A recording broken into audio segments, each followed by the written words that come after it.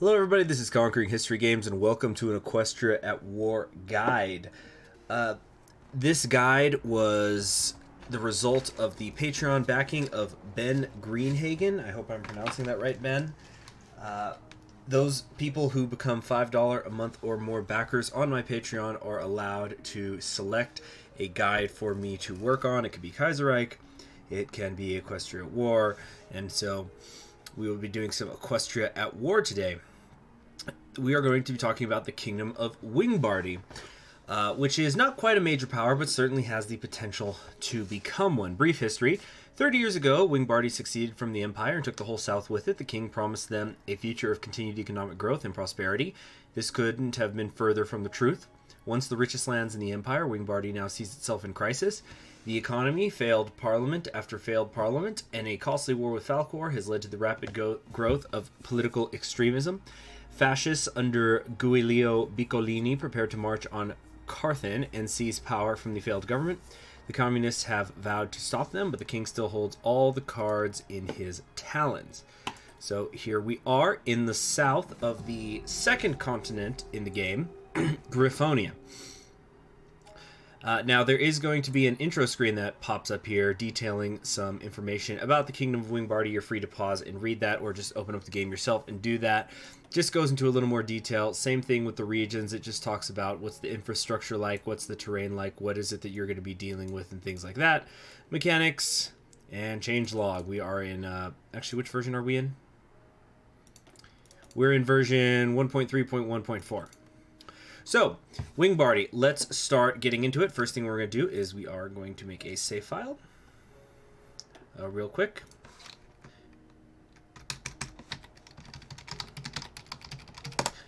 Okay, so, Wingbardy, what is your starting situation? Well, you probably should start by looking at your national spirits. You are a country that suffers from rampant unemployment, which is increasing your daily political power cost by 0.75. Your consumer good factories are increased by 20%. You have a 20% extra time on research and construction speed. Factory output, dockyard output, and stability are all down by 10% each. And the unemployment is driving people towards extremism. So your communism and fascist daily support is being increased by 0.03, which is bad at the moment because you are non-aligned. You are the head of the Carthian Pact, which is a faction here in South Griffonia. It has 4 members. It's you, the Duchy of Toulouse, the County of Mistria, and the Barony of Arantiga. There is a great famine that you are suffering from, which is lowering your monthly population by 15%. Resource gain efficiency and stability are also down by another 10%. There's political deadlock in the political establishment of Wingbardy, which is increasing, I should say, your political power cost by 0.08 a day, and stability is going down by another 10%. And then finally, there is the brain drain because of all the problems that have previously been mentioned. People are beginning to leave the kingdom, and this is causing your research time to be increased by 40%. You start with volunteer only and civilian economy. Down here in development, you do have the developed science base, so you do have the best science base possible. However, you do have an outdated industrial sector, which is giving a 10% penalty to your resource gain efficiency, research time, construction speed, dockyard output, and factory output. So you're going to have to eventually switch to a modern society. And you are a member of the Griffin race, like most of the countries here on Griffonia, which grants you access to the Griffonian technologies over here. I've gone into details about these sorts of things in my introductory guide to Equestria at War, which I'm going to assume that you have watched prior to doing this, or that you at least know a little bit about Equestria at War.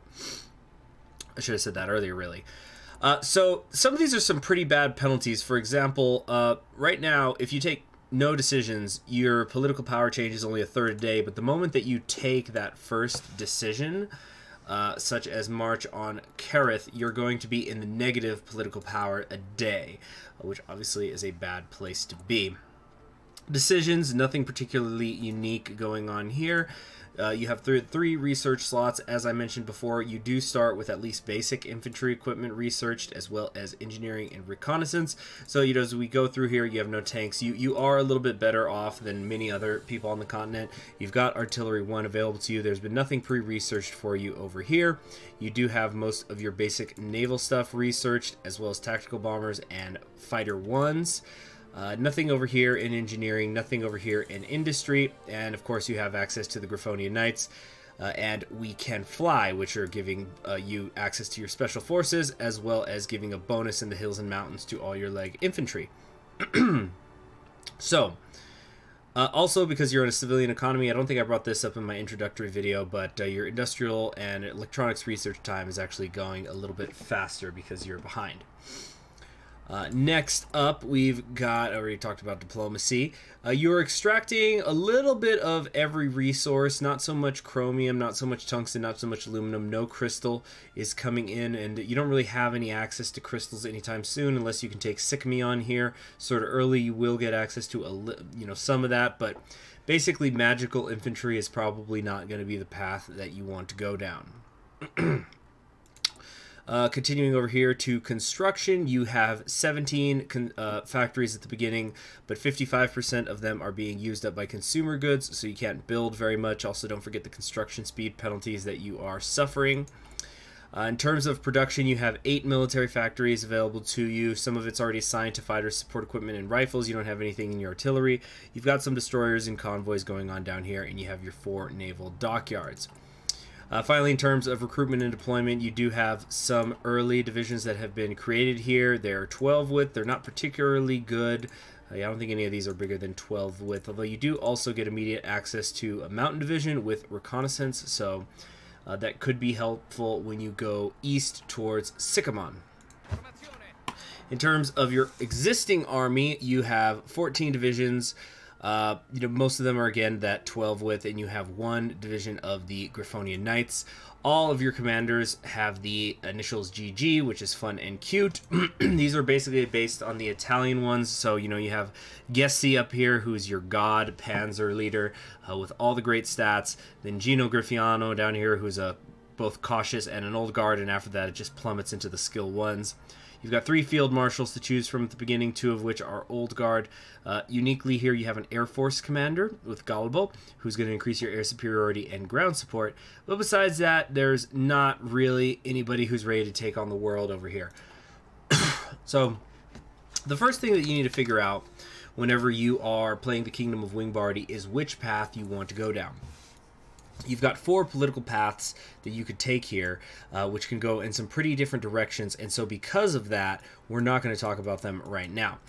Over here, but the reason I bring it up that you're going to have to do this first is because all of these are blocked off for you. This over here is your industrial tree, which is what you're going to need to fix your economy.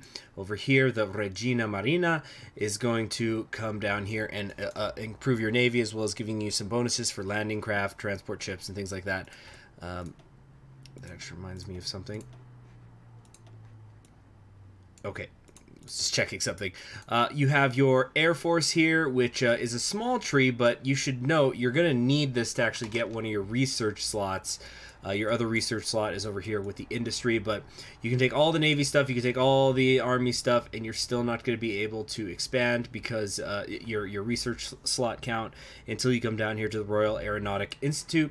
And then over here is your infantry tree. Oh yeah, I should mention, so basically this decides, do you want to go with cruisers or destroyers, like heavy stuff, like super heavies over here, or do you want to go more into submarines and destroyers, patrolling, that sort of stuff. Your air tree, it's all mandatory, so nothing too amazing here is going on, although you do get an air-based construction speed bonus, which can stack nicely with when you come over here to the Griffin technologies. Right here, this also gives you an air-based construction speed. Back to the infantry. Typical stuff here at the start, army experience and infantry bonuses. Then you need to choose if you're going to create a Royal Military Academy, which is going to give you research bonuses for Grand Battle Plan and Mass Assault, or you can go with promoting the young officers, which leads towards mobile warfare or superior firepower, so it just depends on which one you want to go with. Then the bonuses you're going to get after that are matched up with the style that you are going for. So, for example, the tank designs are down here. You can get 2 100% ahead of time bonuses over here, or 75%. And then this goes into 2 more 100% reduced ahead of time penalties for medium and heavy tank models. So you can rush some good stuff here if you so chose. But it's, the thing with Wingbardy is, to become a strong power, a lot of it is juggling what you want to do, because you got to fix your industry. But if you're focusing on fixing your industry, you're not researching some good technology. But if you focus on getting that good technology, then maybe you don't have that industry to build. Like, oh, you could rush heavy tank 3s. That's cool, but then you can't build them because you don't have an industry. Both of these branches are going to get access to the support artillery, airborne stuff, field hospitals. Go ahead and read these on your own. I'm not going to read every single one of them. But over here, reserve divisions gives you a little bit more recruitable population factor. You have some race magic stuff down here with the beacon claw. Infantry supremacy is going to lower your infantry equipment production cost. And then finally, fire in advance, which just gives a lot of nice blanket bonuses to your infantry divisions. Another one that's a nice blanket bonus is over here, where you have industrial might, which is giving all your tank related stuff a production cost. So good bonuses in each direction here. Bombers are here. This leads into a nukes, including a 100% ahead of time research bonus you can get here with Project Thunder Flash. So depending on how you time that out, you can get a nuke really, really quickly. Jet technology and rockets, fighter models, all those sort of stuff. There's good things there. Now, over here, this is stuff that's just typical reigniting an industry things, giving you resources, giving you factories, giving you infrastructure, nothing too spectacular, or nothing out of the ordinary and weird, is what I should say, leading to the research slot. But the thing is, you cannot rush this because you are going to have the National Spirit Recovering Brain Drain, and I'll talk about how you get that later. But when you eventually come down here to the Recovered Economy, which is going to fix everything up, you're then going to be able to develop Toulouse and Friendmistria. Basically, the puppets of yours, or not the puppets, but you can develop your allied countries, leading to the Southern Economic Community, which is supposed to... I think this is supposed to apply to everybody. I'm sorry about the cough. They get production efficiency cap increase, factory increase, less consumer good factories, and trade deal stuff is good as well. So let's finally talk about politics. There's a couple of directions you can go in here. Let's go with the historical path. If you use the historical AI, you're going to do the March on Carthan. This is going to lead to Biccolini and the fascist prime minister. Biccolini obviously is a play off of Mussolini. He's going to give you additional political power gain, lower your justified war goal time, but improved relations opinion is going to go down by 15%. So he is going to do things like crack down on the communists, seize fascist control of the government. You got various bonuses here, but eventually, once you take these 6 here, you're going to be in a position where, due to your bonuses, eventually you're going to get at 100% fascism party popularity, because you're constantly reducing the party popularity of everybody else while also increasing your own due to the various bonuses. This could eventually lead to the glory for Wingbardy, and then you've got a decision to make between renewing your Southern Alliance or pressuring the Allies. Pressuring the Allies leads to them becoming more fascist, and you can better absorb them that way. Or you can renew the Southern Alliance instead, where you're just kind of trying to be friendly with everybody. Either way, you'll open both of these. So, for example, by renewing the Southern Alliance, this doesn't mean you can't do the Security Council. And same thing for pressuring allies in the Southern Society of Science. So continuing down here, depending on how quickly you rush this, eventually you're going to get to a point where you can pressure Falcour, or you can try to make an alliance with them. If you choose to pressure them, let's let some time go by here real quick. Falcour will refuse, in which case you can get claims on them, which could make it really relatively easy to declare war on them. I've got the I've been doing some focus auto completing, so things might be a little bit screwy. But over here with Sicmion, you can get a claim over here as well. Whoops. On this nation over here with a couple of islands. If you go to war with them, please be sure to remember these islands are here, or else things could get ugly. you could demand New Maryland, which is going to cause its own problems because Equestria will deny you, at least this early in the game. But you could basically get this area, which is a dominion of Equestria. So if you're going to head west here, get ready to deal with Equestria, and so you're going to probably want to time that with the Changelings or the Crystal Empire, Stalingrad, or somebody attacking them, because it's going to be very, very difficult for you to get over there with your navy, especially considering the size of theirs at the start compared to yours, and they're going to have access to much higher quality ships. Well, you know, New Maryland itself tends to be pretty easy to deal with. It doesn't get too strong unless it goes independent, and even then, it's not too tough. Interestingly, you can form an alliance with the Minotaurs over here, this series of islands that make up a nation. I don't know how much more this is going to get fleshed out later with the... Because like right now, they have the generic Griffonia tree, which is still very different from the vanilla Hearts of Iron 4 generic tree. But this has not become a truly unique country yet. Minotaurs are not a special race yet, for example. So stay tuned for how that will develop.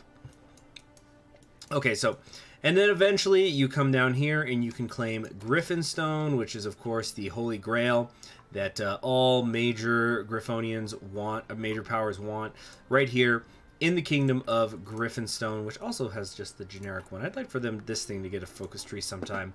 I'm really curious about how that could play out. Like, what is their story? I would like to know more. But this can get interesting because different people can end up holding it. For example, the Griffonian Liberation Army here, which is some communist ponies, they could, after they usually are going to win their civil war, and then they're just going to start expanding in a lot of different directions and getting allies and stuff. But they usually tend to go after Griffinstone pretty quickly. So depending on how everything plays out, you could have a pretty big chunk of communist ponies up here, or not ponies, communist griffins up here in this area that you're going to have to fight if you want to take Griffinstone. Now, once you have done that, you will get a couple of decisions. Well, one of two choices to make. You either then choose to claim the throne, in which you declare that you are the rightful heir to the Griffonian Empire, which used to, encompass almost the entire continent, but is now basically just this little area down here, and the blue are some of its vassals nominally, but they're going to break away. But you can try to take over all of this. Another thing you're going to want to keep in mind that's very important to how Wingbardy plays is eventually the Griffonian Empire is going to come down south. Now that's going to take a very long time, but by the time they do, that means they're going to be very strong. They're going to have lots of cores, so you need to keep that in mind, that even if they're not attacking you directly, they're still getting stronger as time goes on. Your other option, though, instead of claiming the throne, is that you can do the Wingbardian Empire. So if you took this, you're going to actually get a decision here. We'll get a few of them, actually, in which you can integrate some of the various governments. This will make them puppets of yours, and then you can eventually like annex them or absorb them and stuff later. And then you can eventually, here we go, declare Wingbardian an empire, and you will get cores on all of those areas, which is obviously very, very, very powerful. Because even these areas that you have claims, you don't have cores. There is a difference.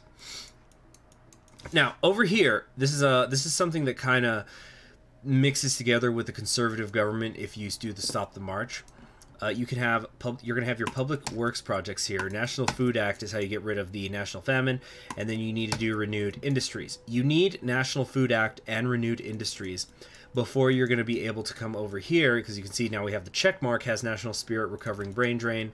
This is what allows you to actually get your research slot and recover the get your economy recovered. So you got to take 1, 2, 3, 4. Wait, no, 1, 2, 3, 4, 5, 6, 7. So you could rush this if you're interested in getting your industry fixed up, getting a research slot fixed. But just keep all of these things in mind.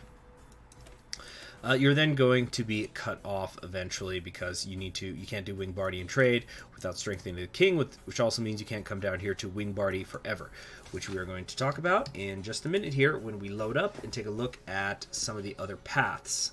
We're going to kind of go politically from right to left.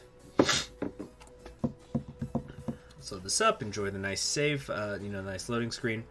Okay, so make sure it's enabled. All right, so if we choose to stop the march of the fascists, you can then get rid of the political deadlock, as you can see that's already gone, and then create a more conservative government as well as restoring order. So now, because order has been restored, communist and fascist support is going to be dropping every day, although don't forget, because of the rampant unemployment, they're still technically going to be having a net positive, so it's not over from there. But once that's done, you can get your 4th research slot really quickly this way, starting to help with your brain drain. Come down here, and then as you can see, this is an interesting path for very quickly getting your other research slot. Incidentally, if I wasn't clear, this is the path where the King Garibaldi this is status quo neutrality that's going on over here. But you have access, unlike if you went fascist, to balancing the books, which is going to lower your consumer goods a little bit, as well as strengthening the king, which gives him some very interesting traits. So once you've taken Camarilla leader, he's going to be giving you, in addition to being a soldier king who's giving you more stability and division recovery rate, which he still would have, by the way, if you went fascist, your Army, Navy, Air Chiefs, high command costs, economy costs, trade law costs, mobilization costs, and political advisor costs are all reduced by a quarter. So you can go over here, and these things only cost 112 to purchase, so to speak. Wingbardy and trade is just that, it's trade. You can get a little more aluminum here, so that's kind of interesting. You know, it's the Royal Aluminum Company, I guess that's what you need, but you don't really get access to this and some other things. And this eventually leads to Wingbardy Forever, which is going to increase your division recovery rate. You're going to like fascists and communists less, and you'll get more political power before eventually coming down to the Free South, which is more economic stuff. You could take volunteer brigades if you want to get involved in wars around the world, but this is very much the neutral path. You are mostly just sitting around waiting for somebody else to attack you. So maybe this could be fun if you're doing a non-historical AI path. All sorts of interesting things could happen. You could have the communist Prywin over here. Maybe these guys are going commie too. Maybe New Maryland's going to go independent. You could plausibly have threats. Or maybe you want to do a game where you're just role-playing. I'm going to be the neutral king, and I'll go and I'll interfere in other wars with my volunteers, but we're mostly going to stay by ourselves until the Griffonian Empire eventually comes south. Because that's the one thing you always can count on.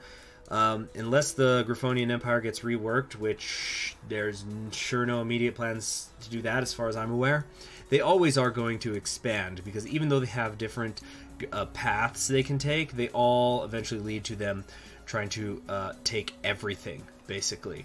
Take over the entire continent, more or less, and eventually go over to Nova Griffonia, and then you know, get over here to this hemisphere. So a lot's going on there. Now let's go back to the top of the political tree again. Okay. Now we're going to look at the democratic path for Wingbardy.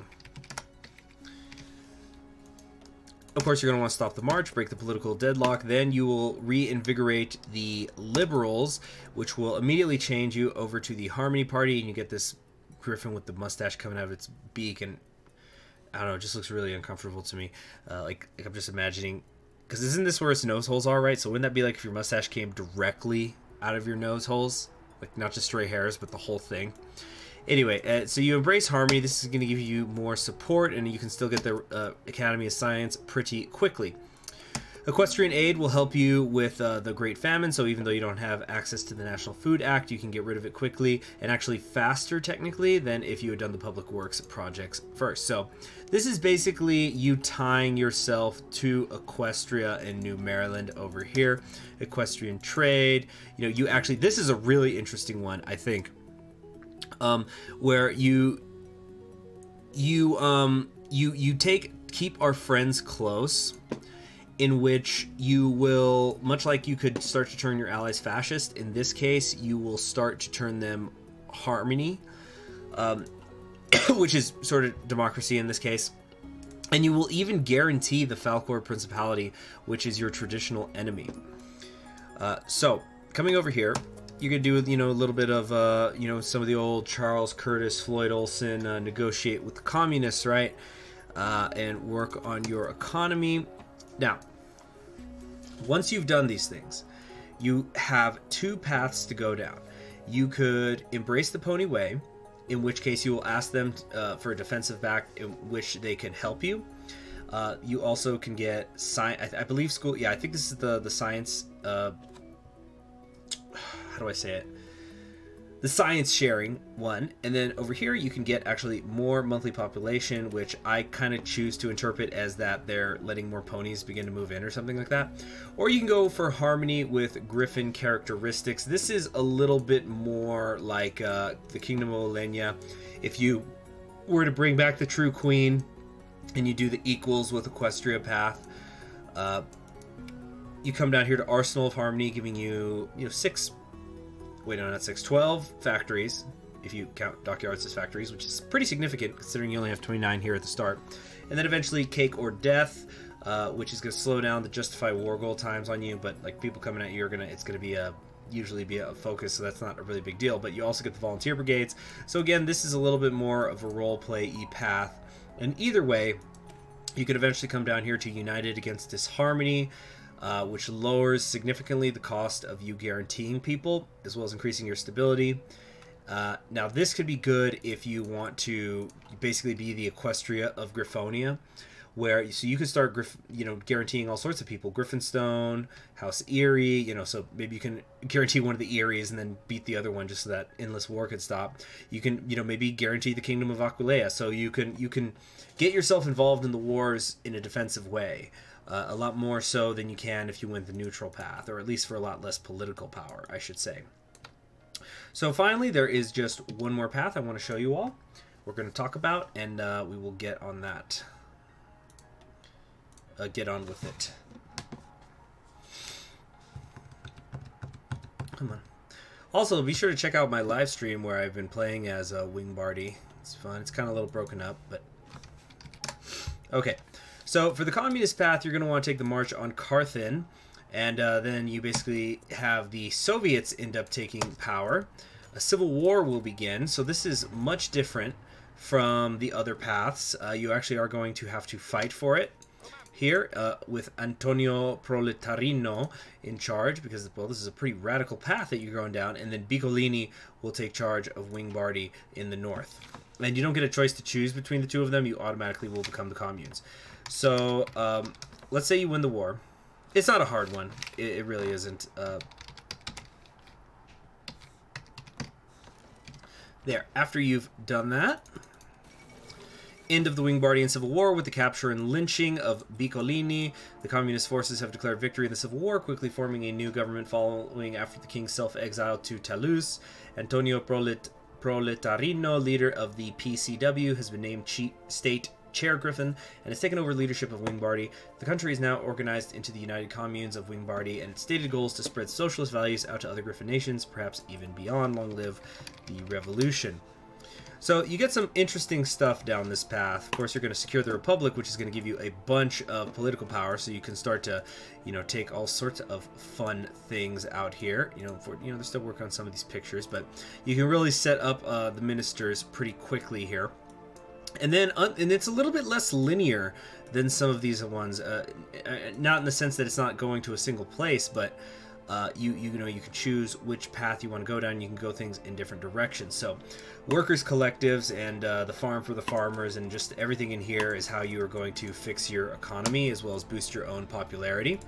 So, for example, as you can see, we're already at 100% communism.